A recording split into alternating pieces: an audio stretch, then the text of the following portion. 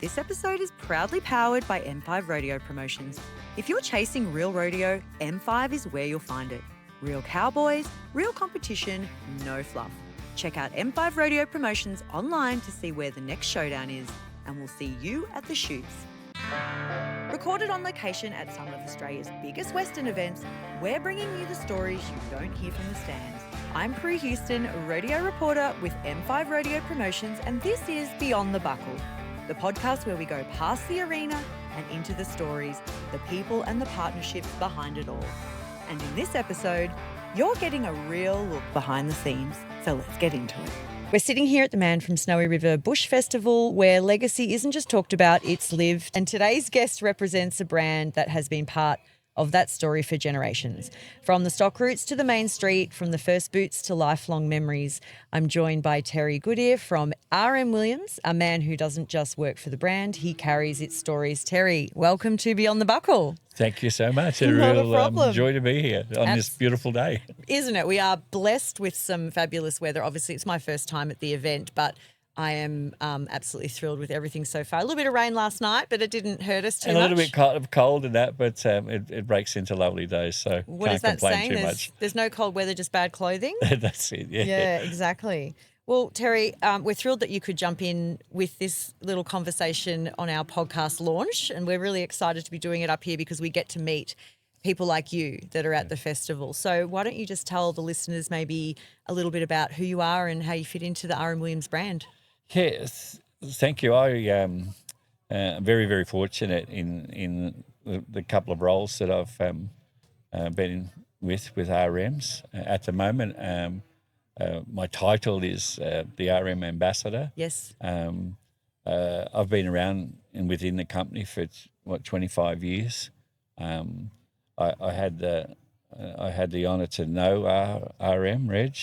I actually carried him in his funeral on the horse-drawn vehicle, which is was quite an honour and quite an experience to be part of a legendary Australian bushman's story. So a lot of my role with the company is around the heritage, which really I'm happy with because I really really work hard that we stay true to our DNA, which is the bush, which is our heritage, and those things associated with it. We have a lovely museum, albeit a little bit small, at Percy Street in Prospect, and that's where RM started and built the company from there. The factory, he got too big for there, but that's where it all started, with him mainly making gear for the Australian stockmen. He did certain things for rodeo and that sort of stuff, and we have some of those lovely things, artefacts in our museum. Even going back to the old satin shirts with the press studs that we have in the. I'm just looking at, and that was the sort of style. This is all back in now. That's right. Yeah. We've got some beautiful shirts like that. Yeah. But people wouldn't look at us today that would be producing something like that. But that's the link we had, particularly with rodeo. Obviously, the company was very linked to the stockmen and those working on the land, and a lot of the gear that we used to make was all related to the equine, to the horse, from the pack saddles to hobbles to water bags to saddlebags, all of those requirements that the ringers and the stockmen needed. Yeah. Obviously, life's changed today. It's a lot different and moved on. So it's probably not a big part of our product range today. Yeah. But we're still known for our quality, and especially our boots. We're known worldwide for the quality of our boots, which are made in South Australia, in Adelaide, and that will always remain the case. We have more people employed in the factory. Yeah. In the whole company. Just call out the dark blue group if you can be ready. That's a true representation of where we are in today in 2026. We're 6 years away from celebrating our 100th anniversary. Wow. And that'll be 32 when the Olympics come to Brisbane. The Sydney Harbour Bridge will celebrate its 100th. And for us, it's our 100th, our centenary year. So that's very special for a company like ours, something that a man started. As I probably describe RM, who was a man who became a brand, who then became a legend. And what he started and what is today, and the passion for all our people within the company is tremendous, and the desire to do the right thing and maintain that quality that we're known for. People look upon us and rely on us for our quality of product and our quality of people, which I think is something we wear with pride. Absolutely. You were described in some of my research as the keeper of the stories, and I'm now starting to understand that is coming just naturally to you. Like, is that something that you feel is a big responsibility? Yeah, I don't think it's too deeply about that, but I do like to make sure that some of these stories are passed on, and especially obviously within our company of having a lot of the younger generation coming through, and not fully understanding probably the bush and what I know and you know, but if you go back not many years, kids on school holidays would be sent up to grandma and grandpa's place, up to the grandparents, their farm, and they would be introduced to the country farming, horses, cattle, sheep, dogs, and everything else. They would get a taste of that, and then go back to the city. Yep. Unfortunately, I don't think many kids have that opportunity today. No. It's a different world. So I think it's important that we still we can relate back, and particularly through our company and some of the stories that are there. But and some of the way we do things and why we do it.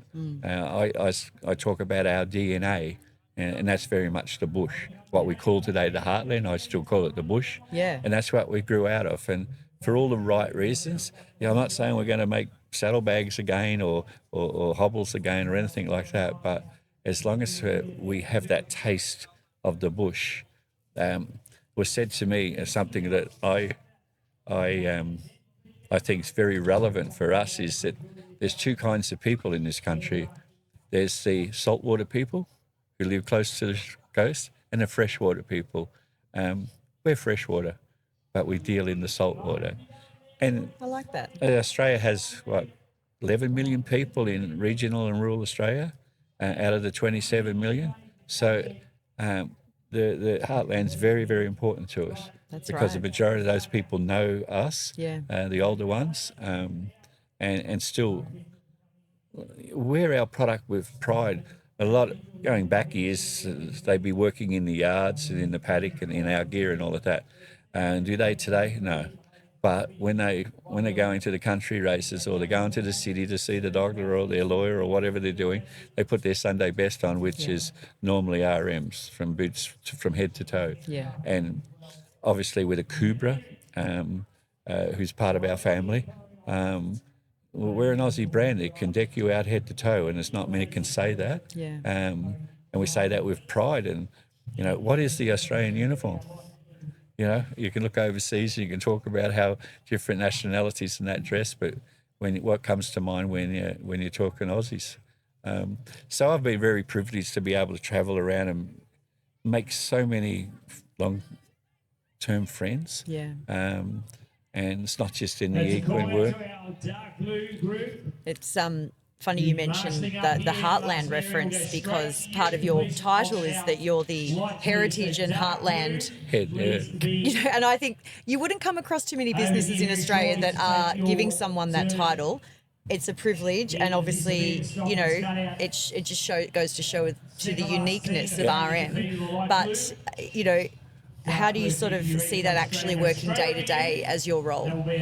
Yeah, that was actually that was introduced with our last owners, right? Who were an equity group. So it was a lot of offshore money and all of that sort of thing. But I felt so proud about that at the time when that change took place, that the CEO in that time called me in and he wanted me to be that. Maybe that's because I was the only one with grey hair around the place. But nevertheless, then they struck the head of Heritage Heartland Marketing. It was the biggest title in the company. And I thought, that's a ripper. I'll need a A4 business card to fit it on there. And the parking spot sign is incredible. So I got none of that. But for somebody coming in and picking up very quickly the importance of our heritage and our history and our DNA, then to make a position, put a position in place and have someone be responsible for that, I thought that was fantastic. Not because it was me, but because that decision was made at a high level. So yes, that's great. But day to day, it's dealing with our artefacts and that we have in storage. We have our museum, but we get a lot of other stuff offered to us or donated, and there's a lot of that happens. We do keep an eye on Facebook and those places in case something comes up for sale that is of historical value to us. Okay. So we'll jump on that, which I think is important because we don't want to lose some of those things, and if we can maintain that, like our boots. If we talk about our boots, and everyone knows the laughing-sided, elastic-sided boots, and the stories. And it was a number of years ago.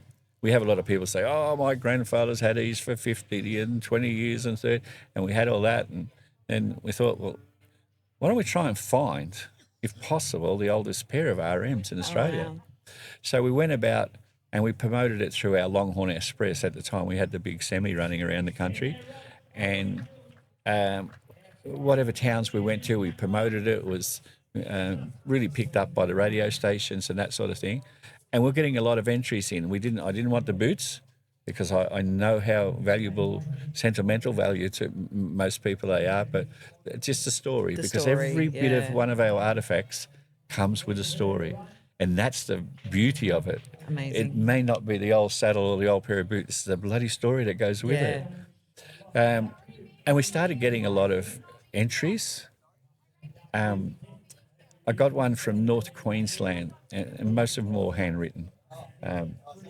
And it wasn't the winning entry, but it was just such a lovely letter. And the chap wrote, he said, "My brother and I used to go shooting to get pelts to sell to raise money so we could buy ourselves a pair of RM boots each." He said, "We finally got enough money together and we got the boots through our mail order," because we're doing mail order in those days. And he said, "We got the boots there and we wore them to the local dance at the hall on the Saturday night." And he said, "What was it, 48 years later, I have those boots and the girl I met that night." Oh. And you go, "Oh, crikey, you're not winning, that's too soft." But no, it's just, but it does show you, doesn't it, the relationship with that. And a lot of other, I had one young bloke, he wrote it. He said, "Oh, mine's probably not the oldest, but I had the misfortune of having my house broken into and my RMs were stolen." And I thought, the poor bugger, he valued them so much. And he said, "It wasn't just the boots." He said, "That's where I hid all my money." So that's the sort of stories. So we got lovely number of stories and what ended up connections. being the oldest pair? The oldest pair was about 52, 53-year-old. Wow. And this lady said a minute was her grandfather's, so they're quite old boots. And we could, to date them, we could look at the leather type. Our people in the boot room can judge what type of leather and how old. And the stitching. The stitching in this boot, the pitch on the stitches is very, very fine compared to what the more modern day boots are. And looking at the style of boot, because it wasn't the Craftsman. The Craftsman didn't come into play until about 1966. Right. So that was well before that. Some people thought they had the oldest boots and they were Craftsman, but Craftsman just wasn't old enough. And Reg and them started with the more of the riding boot, the Bushman, it was called. They got known for, and this was a Bushman's boot, but it was size 5.5, because you've got to remember that going back that long, people weren't as big as they are today. That's incredible. And that was basically the average size in our range. And talking to others, like jeans were size 28. Yeah. That was the average size. Today, I think we're a bit over 38. and now, especially, we have boots now. We're known because of the length in our size and the width, because we make width fittings. But see, now we have a H fit, which is so wide, and then we go out to a Tambo, which is wider. And it's just people are, it's like our animals. They're eating better, and they're growing bigger and such. So those boots were, they were judged the oldest, and he used to break horses in for Kidman and Co. Wow. So okay. that full sort of circle. association that there was nice. Yeah. But it was a real eye-opener to say, well, yeah, of course they'd be size 5.5. I did not know that. I mean, I knew the clothing sizes had changed over the years, but I'm just trying to imagine, men with 5.5 size. That's right. Exactly right. Wow. But it's probably like our horses, and with my horses, and I've got big horses and that sort of stuff. But 18, 19 hand horses. But when you go back, when horses were actually working on the roads, they weren't that big. They were not that big. No way. They were too big to feed. They didn't want to feed them, but it shows you we're the same, because we're eating a lot better, aren't we? Our horses, our stock are eating a lot better. True. Wow, it's an incredible responsibility, I guess, that comes with representing so many stories and so much history. Do you find that you have to sort of be mindful of protecting the history, but also think about how to keep it moving into the future? That's so true. I never want to sit there and bang on the table about we shouldn't do this, we shouldn't do that, because Reg didn't do it. We'd still have lace-up boots. Right. But what I'd like to always be is the conscience sitting over here and keeping the bastards honest in as much of what they're doing and understand. But in saying that, it's a great source of inspiration for our product development people to look back. And at the moment, we've got Cloudbuster range out. And that's a bucking horse, not Curio. We're known for Curio, but Cloudbuster was another bucking horse that was probably famous to us because of the print, of the poster and all that sort of stuff. But putting that back on T-shirts and buckles and that, it's taken off. But there's an example of our history. Yes. In the modern day, and sure, it might be the young ones walking down George Street, Sydney, or Burke Street in Melbourne with that shirt on, but that's it. So it's understanding and being that little reminder in the room, without hosing down their enthusiasm of which they want to do and how we do things with our marketing and that. I had the occasion, I had to be over in Austin, Texas. They opened a store over there. Oh, amazing. And I went over there to speak with media and the locals and that sort of stuff. And one asked me, said R.M.Williams. That's a good name. And I said, well, actually, it was an actual person. And then tell them the story. It was the man who became a brand. And they were blown away because of it was genuine. Yes. It was real. It wasn't something dreamt up in a marketing room. That was a real man. And then suddenly that sort of respect shown of what we were continuing to do. It humanises the whole thing, doesn't it? It does, doesn't it? And it's probably not unlike things with rodeo or camp draft and all those other sports, that those legends in those sports, things that we look back today and say, well, right. But things have changed, but by crikey, it's all pretty good. Yeah, and a lot of, the everything old is new again. Yeah. It rolls around in cycles, and you can see that nostalgia and that retro stuff coming back. There's no wonder that print is being snapped up now by the kids. We've got these wide, and they're not flares, but they're wide bottom jeans for the girls now. Yeah. And that's what they love them. Absolutely. They're RMs. 100%. And the style like that with our boots for the ladies, and And we have a small line dedicated to that, and that's where the product development team works so hard at. But always maintaining that quality footwear. Absolutely. It's great to walk amongst those people in the factory in Salisbury, at our workshop. The passion in there. Our boots go through 82 customer quality control. Yeah. Every one of those is a quality control person, because if they see something wrong with the boot, that's where it stops.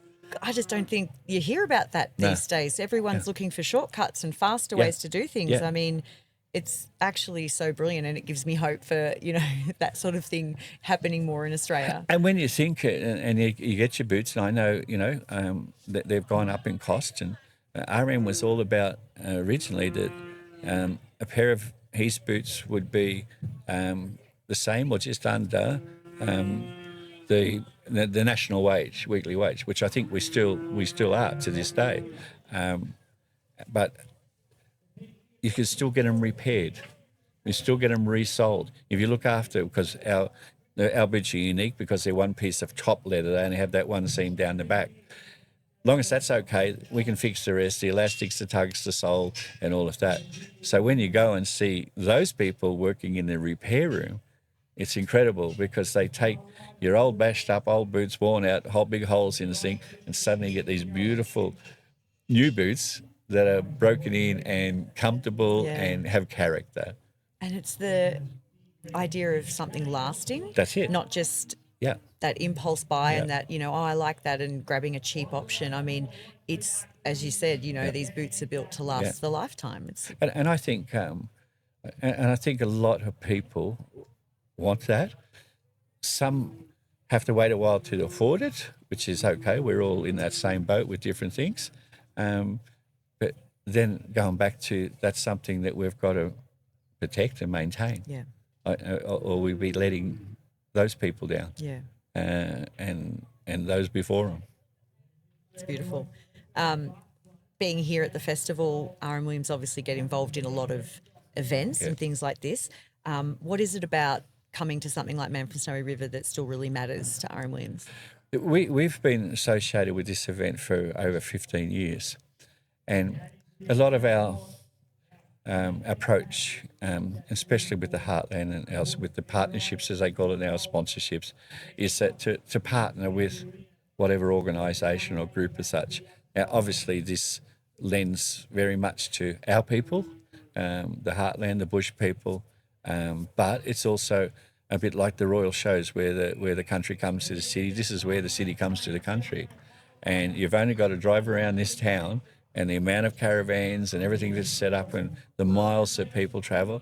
And I know this year's probably been a little bit tough because of the fuel prices, but by crikey, I can't see any gaps in the caravan park. No. People have made their mind up and booked last year, and they're all here. But important to us is not only being an iconic Australian event, being this one. Obviously, it ties to our history with the poem and such, and that romance of that. But really here, this is a Stockman's Challenge. This is testing man, woman and beast to the highest level, to what they have to achieve to get to the final tonight. That the 10 finalists will be named, so they can compete tomorrow, just to get to that. Yeah. Crikey, that's an achievement. Absolutely. It's like RM used to say with endurance ride. He was big on the endurance ride, and he judged a man about riding 100 mile in 24 hours. And now I think they're doing it in about 9 hours. These people, but they're not using stock saddles either. Yeah. But here, like the test, the craft. Mm-hmm. This has changed so much how people deal and break horses. And I'm not one to talk about breaking. I'm talking more about educating and do that. But these talented people here, the way they with their animals, whether they're doing a show or something, but they're just demonstrating the skills that have grown out of the bush. Yeah. It's just not camp draft, and you've got to do an element of everything. from packing a pack saddle and taking it through its course.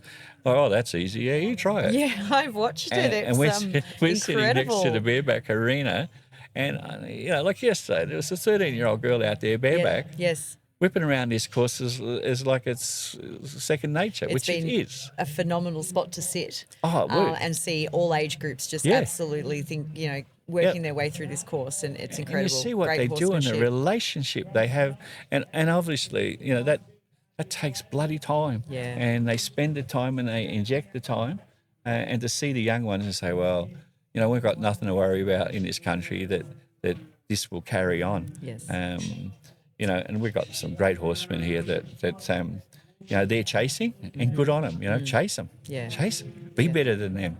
And that's what we'd like to partner with, and that's what we'd like to support. And how we do that, we try and do it in different ways of how best to do it. How can we do it better next year? And we sit down after an event like this. We'll sit down with the board and say, right, that was fantastic. What can we do? And obviously they're looking, and I've certainly been one to notice after the time of coming down here for 15 years that this has improved dramatically from since I was coming down to what it is today. And it's just great. You look at the crowds here. Yesterday there was 27,000 people here come through that gate. And then you look at Riley's Ride, which they do the reenactment, Riley's Ride plus the reenactment. Like, that was packed. Yeah. It was standing room only. I'm actually amazed at the dedication people have moving around this festival. Yeah. They know exactly where they're going. They know and there's a calmness here, even though there's that many people. It's very calm, very relaxed. Yeah. People are moving to see different events. Yeah. And I can see the appeal. I mean, like I said, my first year, but and that's just the beautiful. thing for us to be associated with. It's important that we're associated with a quality event because of what we do. Absolutely. And that's what this is, the families, the kids, the oldies, whatever. But touch wood, it's never trouble. No. Everyone's friendly. Everyone's saying g'day, and then you're trying to work out, do you know them or they just say g'day? But that's the Aussie thing in places like this. Everyone's friendly, up for a chat. You can be standing in the cold with your back to the fire there, and suddenly you meet somebody that you know for the rest of your life. It's true. We were at the bar yesterday and just randomly started having chats with various people that we'd never meet in normal life, going about our business, but easy to chat to, and everyone was just, they're really all here for a good time. And that's where it's important for us, and from our senior management, our CEO Paul Grossman down, is that it's important for us to be turning up at places like this. And sometimes the times are hard. It's not that long ago there was a bushfire down here that affected people. And there's times with floods, and we have a flood. I come from Queensland, and we have a flood up there, but now we're only one day closer to a drought, and that's the way it is. That's the bush. It's if you can't handle a drought or a flood or a bushfire, don't go to the bush. Yeah. But and that's great. And like, I was running into a mate the other day who's from Longreach, and he said, Chaz, you should see Longreach at the moment. It's as green as green. It's like down here is just lovely at the moment. Wow. And he said, it's just so green up there because of the rain that they've had and everything. I said, I suppose it's time to sell the property when it looks like that. Yeah, no, let's get some good photos at least. That's the great thing with Australia. Yeah. And for us, from our involvement in WA and our activation, we have the drover over there that travels around to the various events, similar to what we've got here is the hut. Yes. And we take that around, and the hut there, it doesn't have any apparel in it. We do sell out of it, but it's more about the message of what our craftspeople do at the factory, at the workshop in Adelaide, that people know that, I think we're up to about 83% of our product is made there. Yeah. And the talent that's there to make that. Like, you just can't pull a person off the street and start making boots. It's the same as our craft area with the... And I've had people say, "Oh, what sort of machine plats belts and whips?" I said, "I'd like to see it." Yeah. Our machine are people, Wow. but those people in Adelaide that learn that, and see when we get new platters in there, I think they've got a 3 month, 4 months training period until their belt or whip is acceptable to be put in our range. Is it generational? Do people get their do family pass on these skills within the factory, or do you I think find there's that? been a gap Right. from the oldest now to the youngest, but there's a lot of young ones really keen to pick up these skills. Yeah. And I find that, and you would have also, that the young ones seem to be very keen to about our history. And you look at Anzac Day and those things, they seem to want to be more involved and understand it more. And I see that like with our thing, with the whip cracking, which we're very close to that organisation, Australian Whip Platters and Crackers. The little tackers that get out there with a whip, they're absolutely fantastic. They are. But then you see them come on and they want to learn how to plait that whip. And that's something that's is really good for us, because then we can call upon that. We've got a young girl there that drives, she drives 3 hours a day, over an hour and a half, near Murray Bridge in South Australia to our factory in Salisbury, every day, backwards and forwards. And she is one of our platters. And she wouldn't swap that for quids. That is some dedication. That is dedication, and that sort of thing is through our workshop. Yeah. If you're loving this episode, don't keep it to yourself. Send it to a mate, share it on your socials, hit follow, or even better, drop us a review. It helps us keep showing up and bringing you more from this Western world we all love. Okay, now let's get back into it. Going back to the hut there, I was thinking, it's not just that retail setup, it is the experience that you're trying to create. Yep. Do you have a moment that kind of sticks out for you that you've had within the hut? Yeah, there's that when we're sitting down and looking at that concept and coming up with that, and you'll notice the hut has 2 bench seats out on the veranda. They're great because they carry a bit of storage, but I really wanted that because knowing RM, and if you went up to his place and visited and you sat around the kitchen table and you have to have a cup of tea and all that sort of thing. But if he was here, I always thought that, if he was alive, he'd be sitting on one of those bench seats, plaiting something, having a yak with you, and then giving the kids whatever he plaited. So I thought that little bit of DNA in there is like that. And that's what happens, that we have so many people come in, they take a rest, the old ones have a rest, but then they want to tell you a story about their RMs or something associated with the business or an experience and all of that. I get old cowboys that come in and talk about the Rough Riders Association. You get the endurance people. You get these all different, from different walks of life.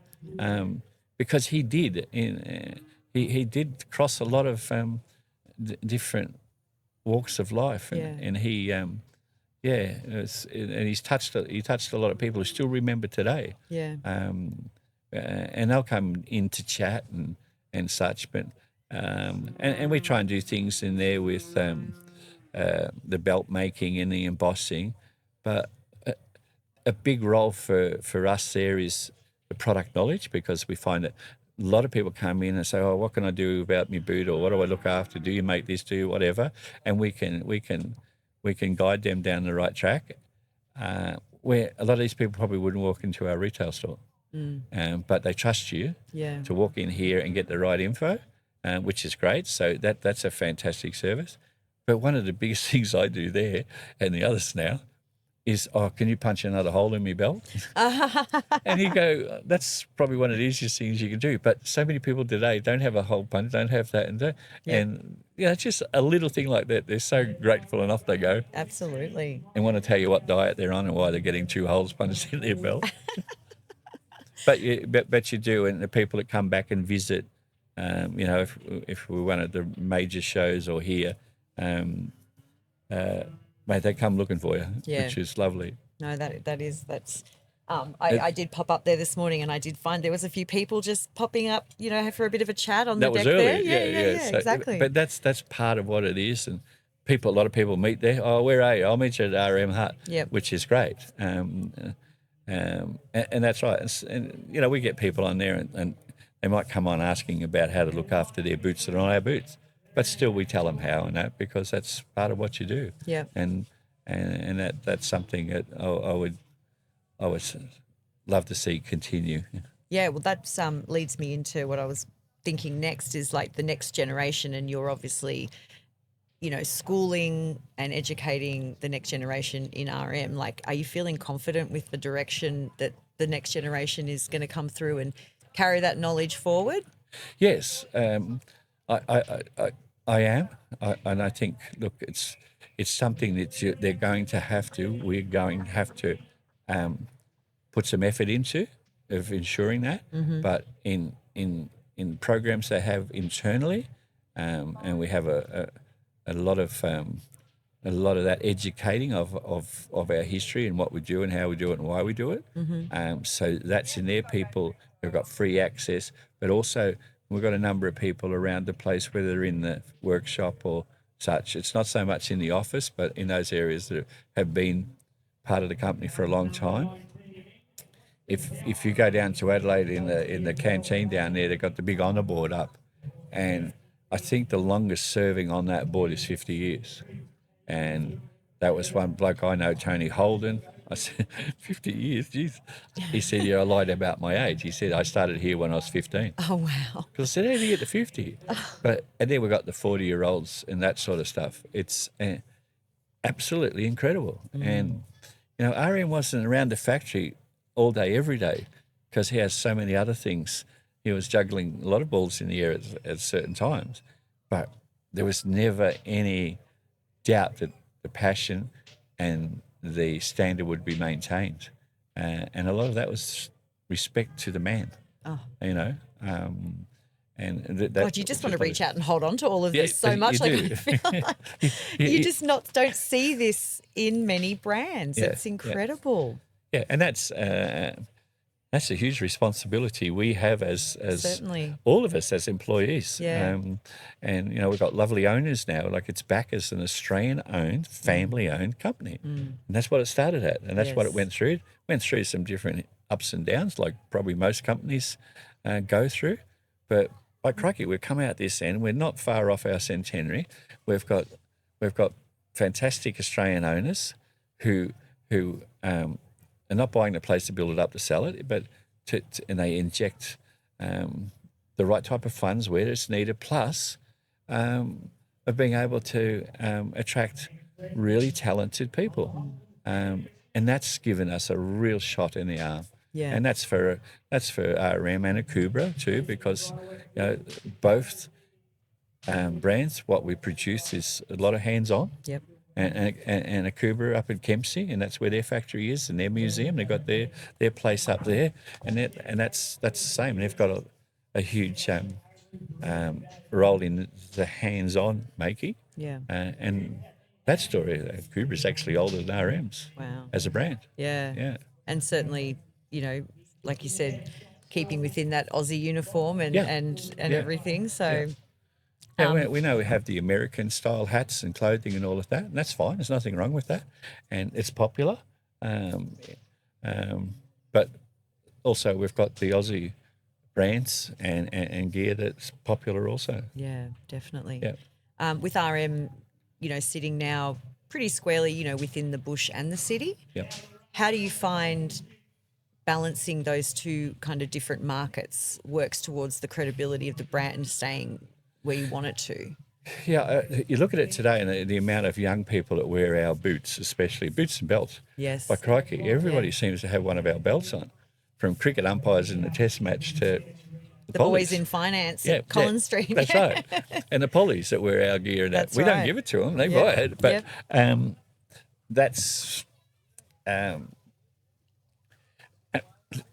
that's great. You see it in the city, but then when you go out into regional Australia, and yourself, you go to places like Dubbo or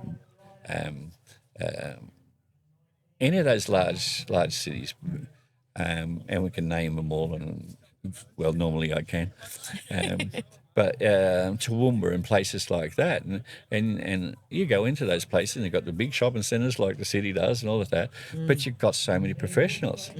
Like, not all the whiz-bang finance people live in Sydney. No. And and those people out in the bush, and we've got the talent out there, especially through the agricultural businesses. like the advancement there with that. We've got so many high-skilled professional people, and they're not just farmers, and they're not just cattlemen. They're not just graziers or in that area where you expect to see them getting their hands dirty and up to their ankles in mud. Yes. There's so many of those professionals out there, male and female. Yep. And obviously, going back to that those people understand through their roles and their business what quality means. Absolutely. And then it comes back to, I know their quality and I know they're Australian made and I want to be part of that. Yeah. So I think a lot of that's done for us through the fact that we are maintaining our reputation. Yes. And, I know a time if I'm out in the bush or something, not so much in the city today, but if someone said, what do you do for a crust? I just say, I work for R.M.s. I don't have to say Williams. I just say I work for R.M.s. Oh, Yeah. righto. Yeah. Oh, yeah, I know you. Yeah, I know Absolutely. what that Yep. sort of thing. You sell boots? I said, no, not really. But it shows you how far and wide it's spread over so many years. Absolutely. That people understand it, and you get people talk about, I was overseas and I run into this bloke, he had R.M.s on and I had to go up because I knew he'd be an Aussie. Do you know what I mean? Telltale sign, exactly. It's probably a bit like the Qantas kangaroo, isn't it? Once you see it, you feel like you're home. Yeah, definitely. You mentioned it's been, 15 years you've been coming up to this festival? Yep. So obviously, apart from RMs, you've got a personal connection to the festival. Like, what do you love the most about coming up here? My background is horses. Right. And heavy horses. I've Okay. got stock horse and that sort of thing, but geez, I wouldn't ride it here in front of these blokes. You said 18, 19 hands, something like that? Clydesdales. See, I have Clydesales in beautiful. harness and worked professionally prior to RMs. With that, I had the privilege of doing what I was doing as a horseman and being paid for it. Wow. And so I have that connection. As I get teased at time, the big clumpers with the hairy legs. But that's obviously from a personal basis to see what takes place here and appreciate the ability of these people. Mm-hmm. You look at the girls here, crikey, there's nothing they can't do and nothing that they can't achieve. And I looked at a young lass the other day working Liberty with 3 horses. And by crikey, I'd take my hat off to her and the way she was working him. Yeah. And she was Roman riding and then had one go through the middle. And I've never seen that done before. Wow. And just that, and you say, well, isn't that great? And that's the nice thing you see. You see people here. You look at Luke, who's the outback stockman, and you've got Guy McLean here. And I think over the years, you've seen them polish their acts, they've polished themselves, and she'll do the same. Next time I see her, I bet you she presented very well, very well. She presented very different. She presented in a short dress, skirt type thing in white, total white. Wow. I thought, that's good. She's looking at from outside the box. Yes. And that's the sort of thing, like to understand what they've got to do in that from a personal side of things. I look, geez, this is a good thing for a company like RM's to support. Yeah. And we have a close association with the Royal Agricultural Societies in each state, where they have a program called Rural Achievers or Rural Ambassadors, where they have competition from 18 to 26-year-olds that are working in the bush, and it goes back to those professionals and the young men and women who are in all different fields, from PR to marketing to breeding, Yes. fish, whatever. It's that sort of across the agricultural world. So we have a heavy involvement in that, which sort of comes back to here a little bit. You've got that connection, and that's something we also support. Yes. Because of that link with our DNA and our heritage, and want to support those younger ones that are in the heartland. That it may be a bit tougher for them to get to where they want to get because not only opportunity but what they have around them, and some of them just travel unbelievable miles to maintain. Yeah, it's amazing. Yeah. So much dedication, but and it's what they love. you travel around. You know what it's like on the road. It's you've got to get road tough, as I call it. True. You got to get road tough. I'm such a newbie to all that, but I do watch them. I mean, these guys might do 2 or 3 rodeos in a long weekend or something. I know. I'm in awe of that because, workhorses, absolutely. Taking a quick break here to thank our supporters, the Man from Snowy River Bush Festival, one of Australia's most iconic celebrations of horsemanship and Western lifestyle, and of course, where this episode of Beyond the Buckle was recorded. Now let's get back to it. You're going to have to put your marketing hat on for this one, okay? I would like to know, oh goodness, I've lost my spot there. Okay, so finish this sentence for me after our beautiful chat. Whoops. You don't just wear R.M.Williams, you... Live it. Beautiful. And that's something I remind myself of, that it's not just a job for me, and I know it probably sounds wanky, it's silly or whatever, but it's to me, it's a lifestyle. For me, travelling around, people ask me, what else do you wear? Do you have anything other than RMs? I said, is there? Yeah, my shorts are 38-inch long. And a shark's never going to get hold of me unless it's got gravel rash. But it's a lifestyle, and it's what all these people here are like, from rodeo to the drafters to all these people. It's their lifestyle. Absolutely. Yes. You know, they put all their spare time into this. And, you know, hearing people here, they're volunteering. Like, they've got 300 volunteers here. And then their committee, and I know one of the board members, he's 4 o'clock in the morning, races out to feed out for his cattle because he got affected by the bushfire. And then bang, back here by 7 o'clock to do what he wants to do for his community. It's lifestyle. And that's where I'm, it's the lifestyle. Yeah. And, yeah. It's beautiful. We finish up this segment with a little thing. It's called the buckle list, and it's something that, much as a play on words as the bucket list, but what would be something that you think, even personally, but with RM, that, you know, is on the buckle list for you? For me, and I would suggest for the company, is 2032, of how important that achievement of making 100 years, but together with the Olympics being in the country. Yeah. I think that's a time that I think we will be able to celebrate with a lot of pride. Absolutely. How we go about it, and I'm sure everyone's starting to think about it now because we need to. But what is our involvement? You know, I would think we will have involvement with the Olympics. We've had a long involvement with the Paralympics and supporting them. And I would see that would always continue, and our role with the Olympians. A young girl said to me the other day, she said, Mr. Goodear, do you think you could get whip cracking into the Olympics at Brisbane? And I went, actually, I hadn't thought about that, but I think it's a bloody good idea. Did they have them at Sydney Olympic opening ceremony? Were they whip cracking on the... They had the horses, well, they were cracking whips on the stock horses. Yeah. And see, they still talk about all those there. And they had the whip cracking there, yeah. But she wants it there for competition. Oh, yeah. She wants to win the gold medal. She wants to win her buckle. I love that. That's like, well, I think we were chatting yesterday with Nicole McDonald from M5 Rodeo, and we were like, Olympics, let's just, you know, like pop some rodeos sport in there. Why not? Yeah.